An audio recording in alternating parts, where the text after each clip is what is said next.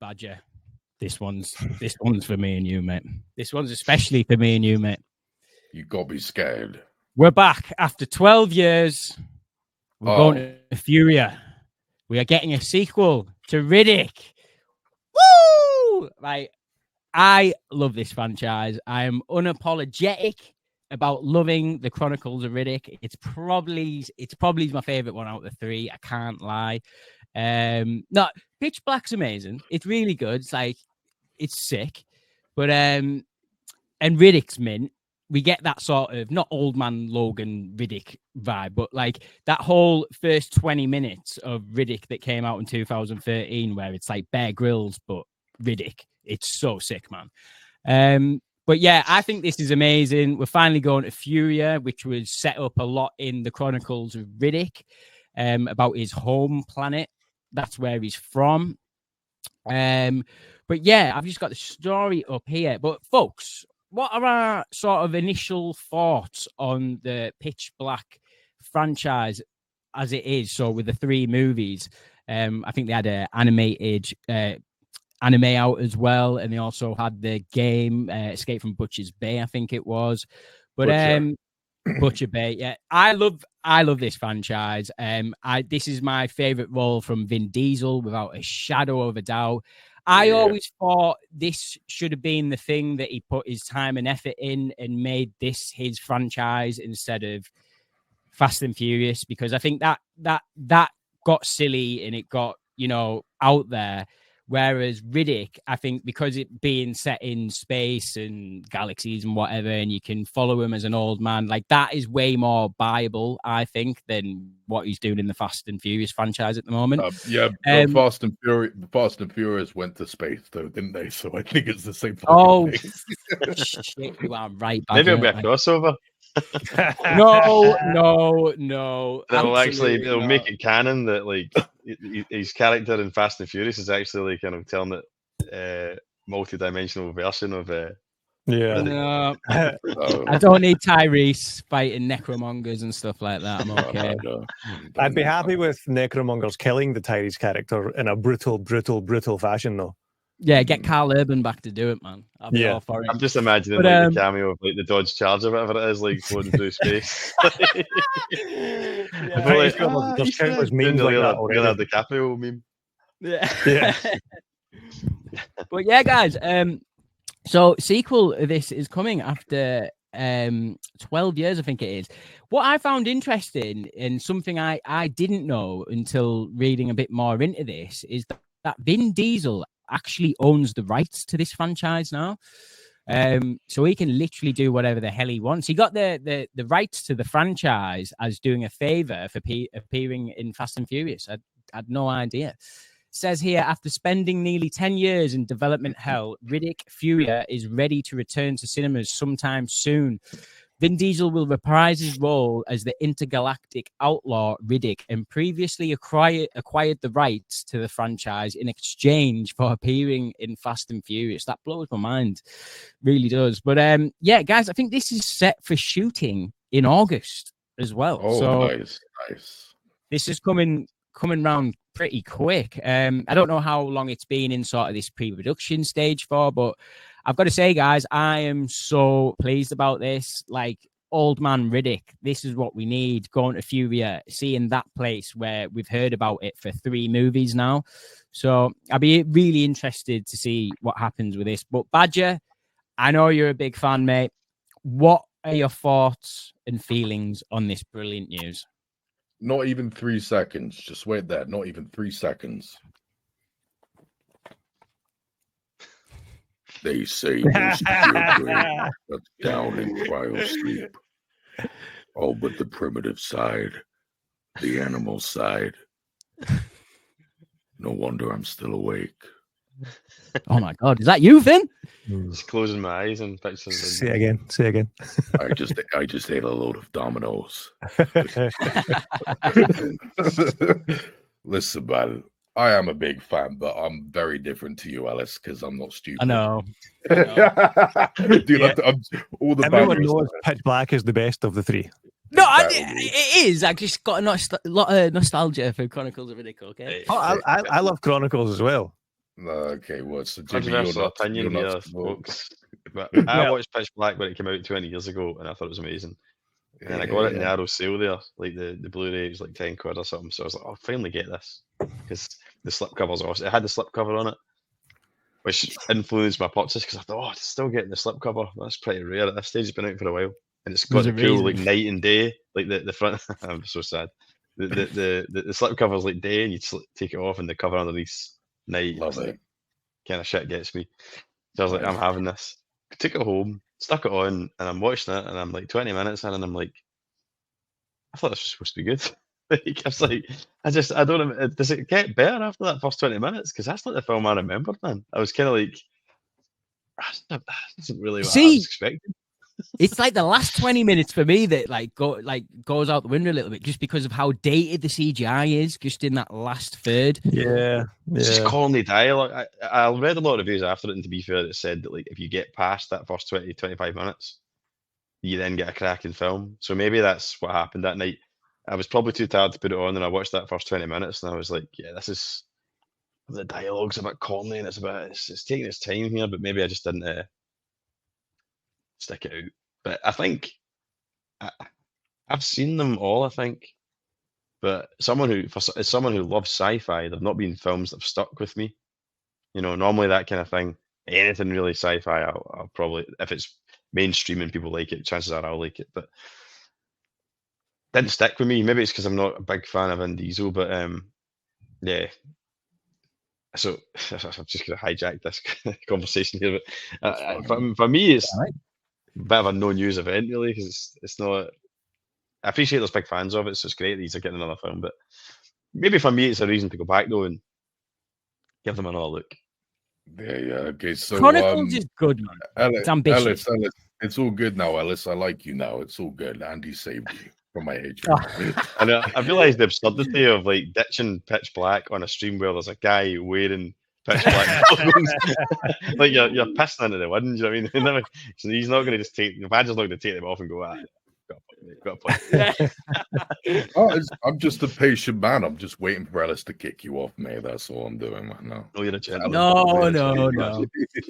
That's cool, man. Look, you into what you're into. I was just dissing. At the end of the day, so like, I still did my bit. I'm sure I will watch it all, and I'll be like, yeah, it's good. Mm-hmm. But even if it's not, it's a sick case, so it's cool. Absolutely, yeah. I want to get it on 4K. I just don't own it yet. Yeah, I'm an avid fan of Pitch Black. I think the dialogue is corny, but I love it. I think it's beyond quotable. I think the first one is incredibly well done. Already had a damn fine story, a mixture of multiple genres, but then you've got Vin Diesel in there. Just remarkable. I love the fact it's barely his film until the last half. He's just a formidable presence in the beginning. I love him so much. Easily his best performance, his best role. I don't even mind the bad CGI toward the end because it's all dark. It's at nighttime, so it's hidden. I don't mind it. Yeah. Second one, I've seen it plenty of times, so it's done something right, but I still am not a fan of it. If I was being generous, I give it a 5 out of 10. I'm not a fan, really. I think they made it way too big and epic. It was small and grounded, then it went way too epic. The CGI in that was diabolical. It looks like TV movie budget stuff. I can't stand it. Like, but the plot as well was terrible for me. How that whole prison sequence in it was brilliant. I wish they just kept it as that. That's throughout the whole film, making him, having this secret past where he's come from a planet of people who can see in the dark. I was like, oh, come on, man. Don't do that to him. It was also when he was just meant to be a prisoner who had his eyes done just to make him, They retconned his eyes and gave it a big epic mythology. I can't stand it. I haven't seen the animated little cartoon yet, but I will do one day. Third one was a big surprise to me because of how it took it away from the epic stuff, and it was just this weird survival story for most of it. Where he's just by himself. It's a strange sequel, but I do like it a lot. The first game as well was goddamn outstanding, absolutely outstanding. Vin Diesel gave a remarkable performance today, man. He actually made using a med kit sound cool. As soon as he sees it, he's like, a med kit takes away the hurt but leaves the pain. I was like, okay, say that again when I've got my hand down my pants. Holy moly. I love it, man. And the second game was pretty decent too. I'm a big fan, but that whole epic backstory stuff beyond gets on my nerves. Beyond gets on my nerves. So it looks like they're fully embracing that with the fourth one. So I'm nervous. Either way, as long as the story ends, I'm fine. You know, I mean, as long as we get to a conclusion, I'm okay with it. But please don't make it like the second one, because in my opinion, oh God, no. It's got plenty of greatness in there, but that whole, especially if you watch the director's cut, where it gives him these weird force powers, where he makes people levitate around him and stuff like that, it's like, no, don't do this. So whatever, we'll see what happens. Here's open. I keep getting over your glasses, Badger. I forgot I even had them on. Finding them funny again. I'm like, I actually forgot I was wearing them for a second. Then I forget you're wearing them, and then I realize again, and I start laughing, and then I compose myself. Yeah. I think one of my favorite elements about Pitch Black is the sort of dynamic he has with is it Toombs? Badger, Eugene Victor. Who is in the first one? Who is the main villain sort of in the first one? The guy who's like Johns. Yeah, that whole dynamic he has with him and that back and forth throughout that sort of first 45 minutes of the film. I love that. Absolutely but yeah. Fantastic. And the woman was even better. How they are. Yeah, she was good. Yeah, really good. Absolutely. How they're a reflection of each other. How, you know, they're on two opposite sides of the realm. I love that, how both of their bad sides cancel each other out by the end. I think that is such well done writing. Just goddamn, I love it too much, and how it went down the path it did bothers me, but I accept it in a kind of. Either way, it's open. Yeah, man. Jimmy, what are we feeling about this one, mate? We're 12 years after the fact of Riddick. What are your thoughts on the franchise? Are you excited for a new movie in the franchise? What are your thoughts on it, mate? I mean, so I think so. The working title is what is it, FURYA or Riddick : FURYA, something like that. Yeah. Big fan of the first movie. I've not seen it in a good wee while. I can't really remember the CGI, but I can imagine it being quite dated. But I thought the first one was brilliant. Especially how they kind of like flipped like the typical heroic character tropes, where it's like that bit at the end when he's like leaving everyone. Yes. Die. Yeah. Brilliant. And he's grabbing her, and he's been a dick about it. You know, he's like, you want to leave them, just leave them. Come on, I'll make it easy. Yeah. Come on, like, and this is the hero of the movie. You know, so I like the overall like concept of the movie, combined with like the flipping the traditional archetypal heroic characters, flipping those character tropes on their head, but still making a kick-ass movie. It was brilliant. Again, like I said, I've not seen it in a long time, so yeah, I imagine the CGI is quite dated, but I can easily get past that, you know, because it's it's an older, low-budget movie.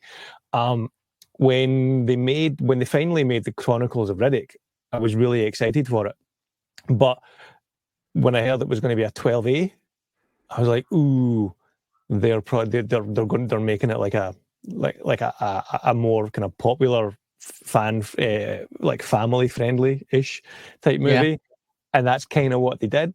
I agree with Badger. They expanded the universe so much so that they forgot what made it cool. What made it cool was you had this one guy who chose to get his eyes surgically changed so that he could see in the dark to survive in a prison, you know, better. That's a cool backstory. Retconning that was a stupid idea. Maybe they'll retcon the retcon. Who knows? No, because in the game showed it happening. It actually showed it down on it.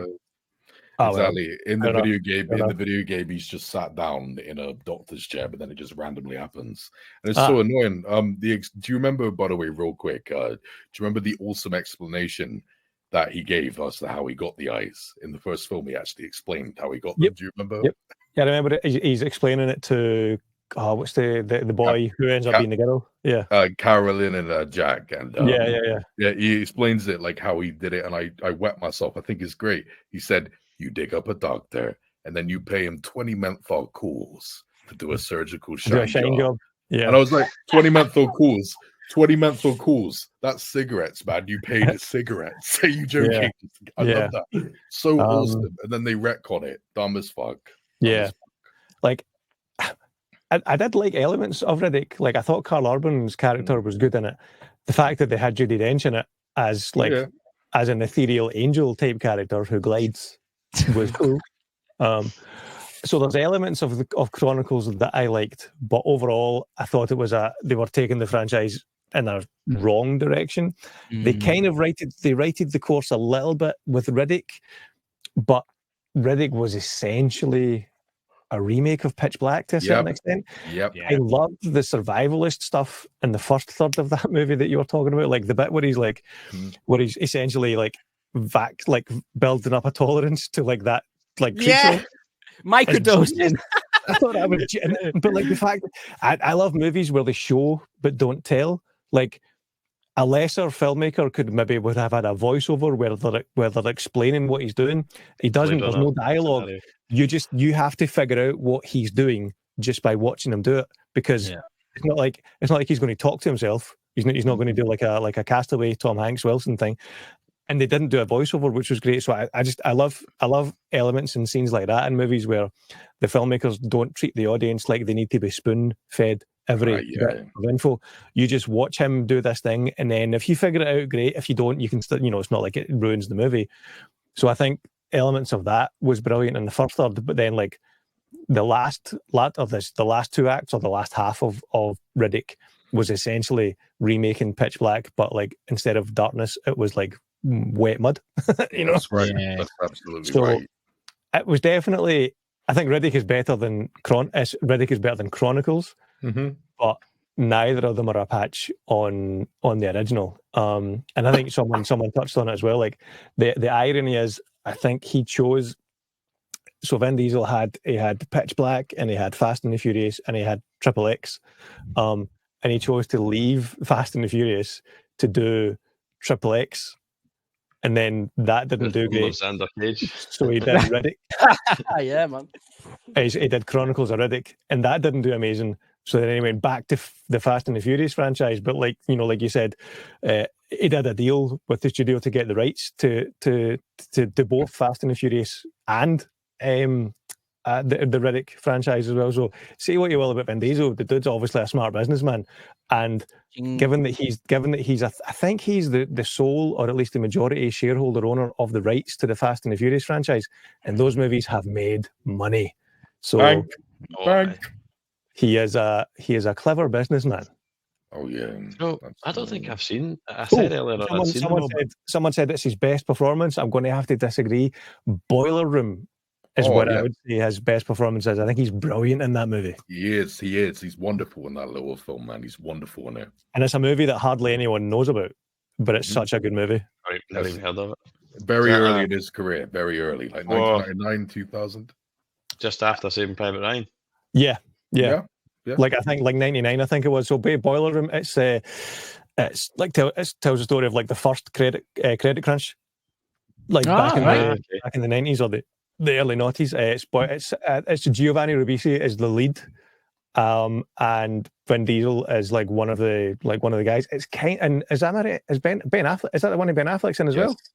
Yeah, Ben Affleck's got like an extended cameo in it. It's kind of like, think of like a low budget, grittier version of The Big Short. All right. I haven't seen that. Does he have hair in it? Does Vin Diesel have hair in that one? No. You're thinking of Finding Me Guilty with the wig. Oh, yeah. I think that's it. Yeah. Does he not have a wee bit of hair in Boiler Room? Well, yeah, but that's because he just grew out a little bit. It's not much hair. It's just like dark. Yeah, he's not got a wig like in Find Me Guilty, which is a terrible, terrible wig. But like he's not proper, like, shaved in Boiler Room. But Find Me Guilty is a wonderful film. Find Me Guilty is pretty good. Aye. But find a picture of Vin Diesel with that wig on, Andy. You'll have a little chuckle, man. But yeah, so let's get it up on the screen. I'll be there. A new Riddick movie I'm there for. I hope it sounds like they're going more Chronicles than Pitch Black again. Yeah. But I'll be there opening day probably to see it and see what it's like.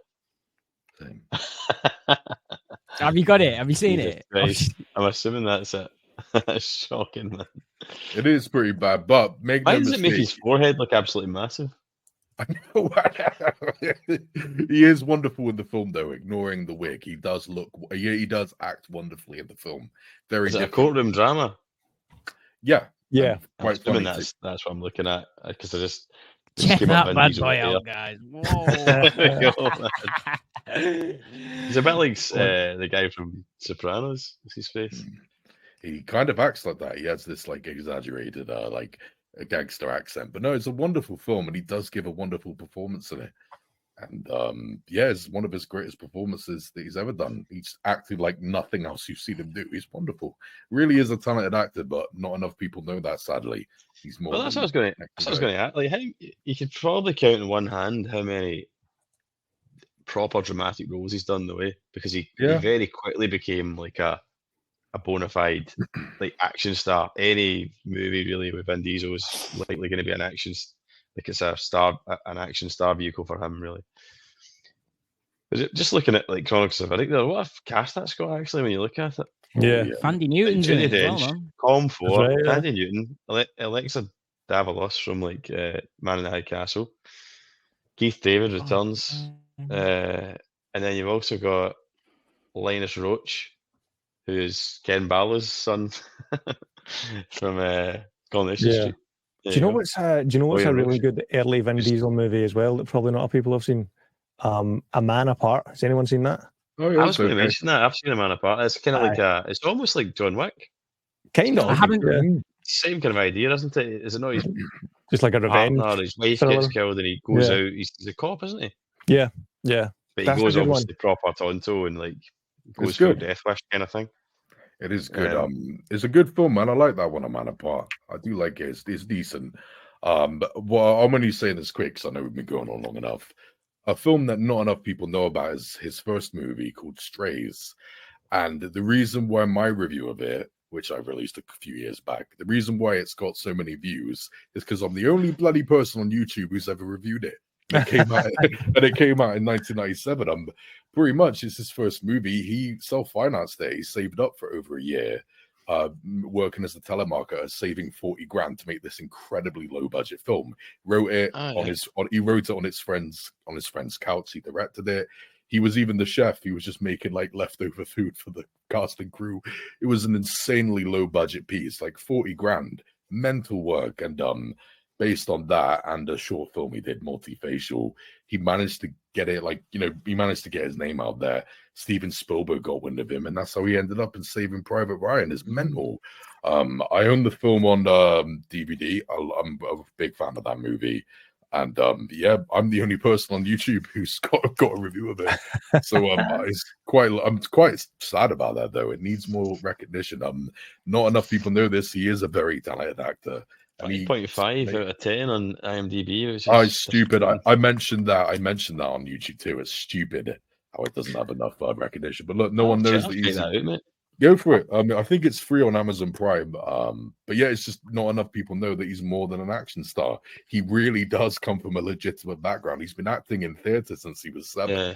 No one knows that, but it's true.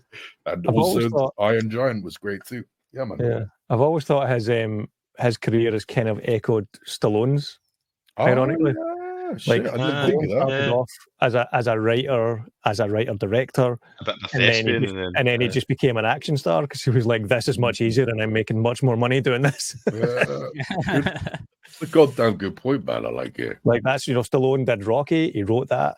He wrote the next movie, Paradise Alley, something like that. He wrote and directed, and then the Rocky movies. But then, so at the start, because Rocky's like the first Rocky movie is so different from the rest of them because it's such a slow character piece. It's a drama.